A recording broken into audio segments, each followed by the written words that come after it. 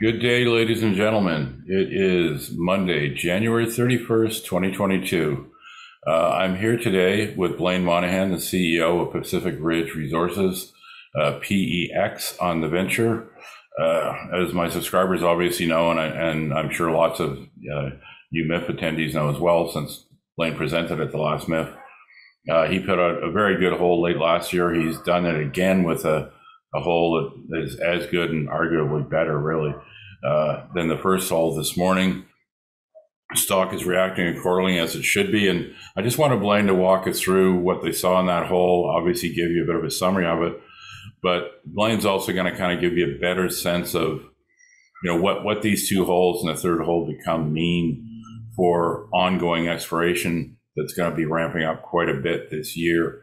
And, as I think you'll hear, the two cross sections that you should be able to see on your screen, they kind of tell the story. So take it away, Blaine. Congratulations on another great hole to you and your team. And why don't you give us the highlights of today's release? Sure, and I'll provide a little bit of context for some of your listeners or viewers who may not be too familiar with Pacific Ridge. So we acquired the option for Clyoule and Redton, another project from Centerra, in January 2020. We have the right to earn up to 75% in pretty favorable terms. We basically have to spend $7 million on exploration, issue 3.5 million shares, and pay 160,000 cash. Great terms. Obviously, that was indicative of the market in early 2020 when copper was just slightly north of two bucks a pound. I really don't think you'd be able to get the project today, and certainly not under those terms. And honestly, it's conceivable that we could make those exploration expenditures by the end of this drill program. We've already spent about 2.5 million at Clyoule and Redton, and we're budgeting a minimum $4 million program at Clyoule this year.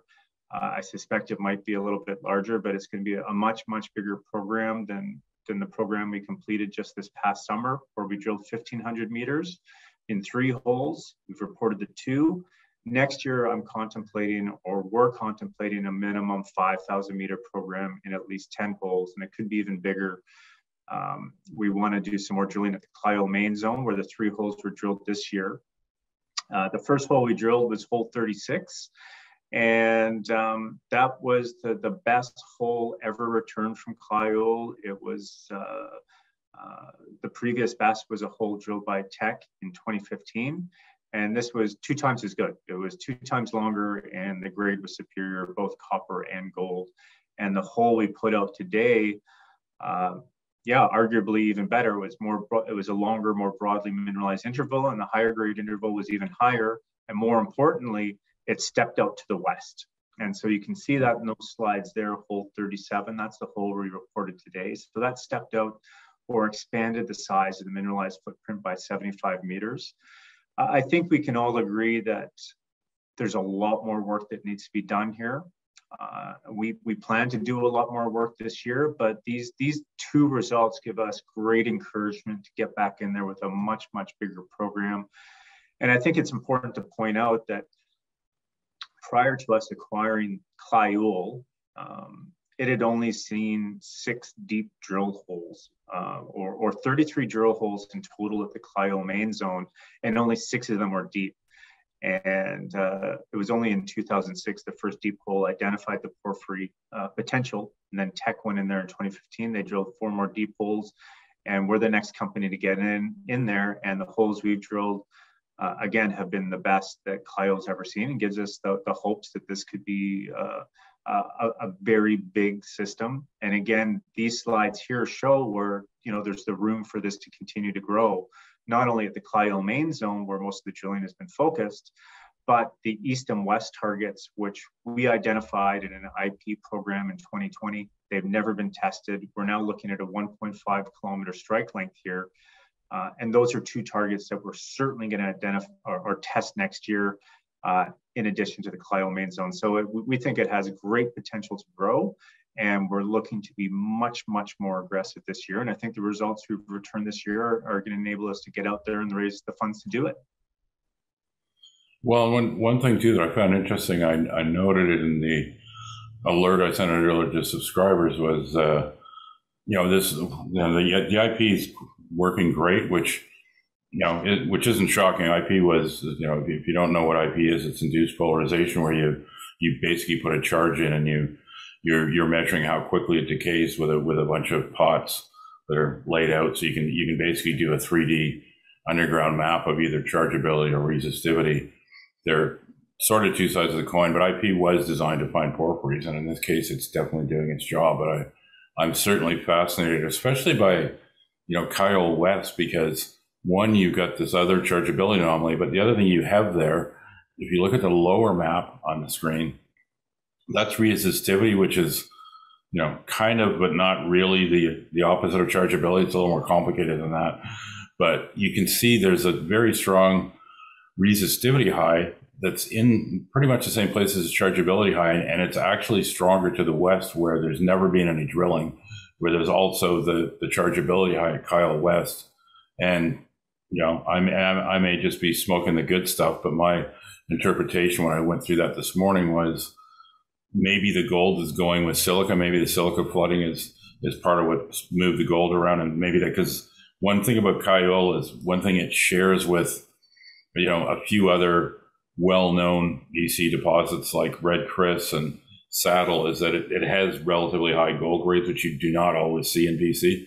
BC's got a big porphyry belt, but a lot of them are, they're much lower grade on average than the kind of intercepts Blaine's been pulling here. So, I think there's a good shot for Kyle West to not only generate a bunch more nice copper intercepts, but maybe copper intercepts with even stronger gold numbers, which would be impressive and I think get you a lot of attention. Yeah, and that's certainly a theory we have become more interested in based on these last two results. Absolutely, right. Yeah. A lot of smoke. You're not the only one smoking the good stuff there. I'm glad we're all passing the same stuff around. And you're going to be at the Core Shack, right? I believe, or are you? We are at Roundup, but we got the results out too late to apply for the Core Shack, unfortunately. So we won't be in the Core Shack, but we do have some core from hole 37, which was the hole we just reported today. And one of Tech's holes, hole 34. So it's nice and polished, it's in boxes, it's looking great. What's the high grade stuff from this hole look like? Because you've got that section where you get like 24 meters of 2.5%, I think it is. Yeah, there was a lot of chalcopyrite in this hole, particularly in that particular interval that you're speaking to.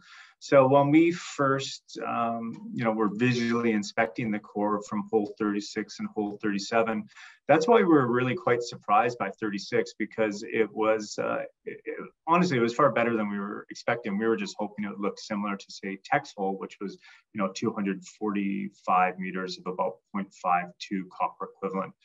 Right. But it was longer, it was higher grade. We were just really surprised by it. Hole 37, we suspected was going to be quite a good hole and probably better than 36 because of the amount of chalcopyrite in it. Right. Okay. And I think we've already established hole 38 doesn't look too shabby either. And that's the one coming next. Yeah, I would be surprised. And if it didn't continue to meet our expectations. I think the real question for that is grade and how much and where and what does the higher grade intervals look like, because we did encounter some bornite in that hole like we did in 36. And again, because we were looking to test the interpreted center of the porphyry, did we continue to intersect mineralization to depth? And I think it's important to point out too that, of the 3 holes we drilled here this year, the only hole that got to target depth was this hole we put out today, hole 37. Hole 36 was a great hole. And we got into a post-mineral intrusion in the bottom of it.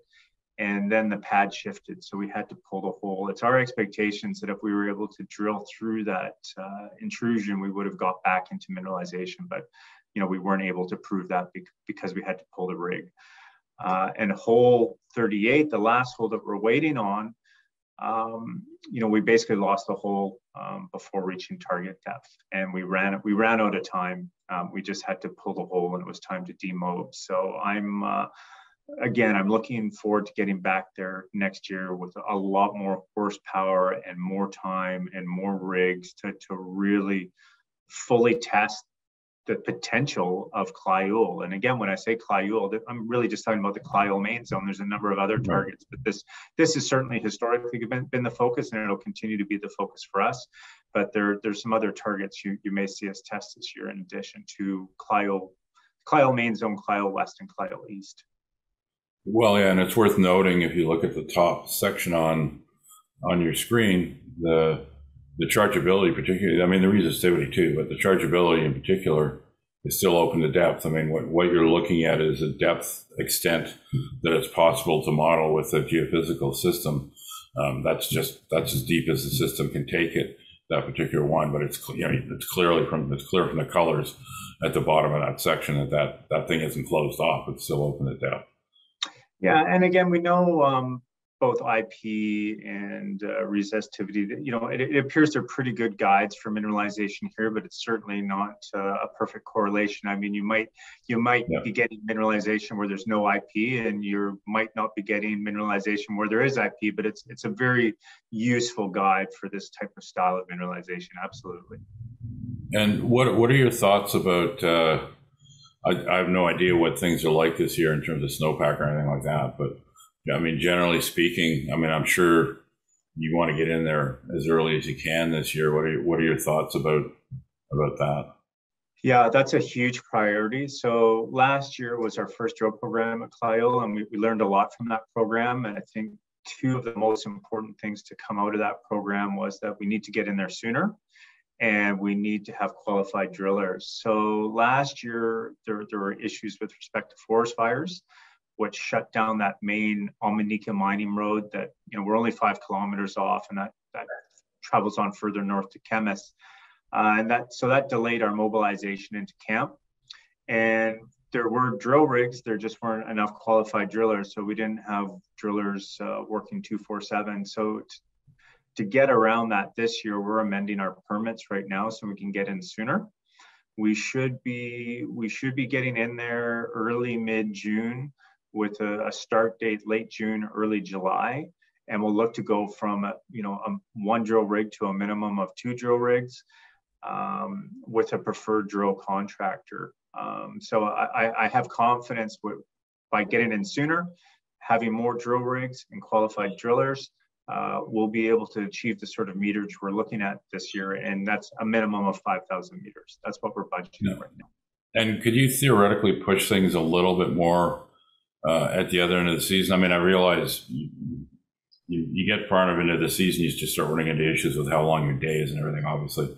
But is there work to be done, say, winterizing the camp that's not that big a deal that would give you an extra, whatever, 2 or 3 or 4 weeks? Is that possible?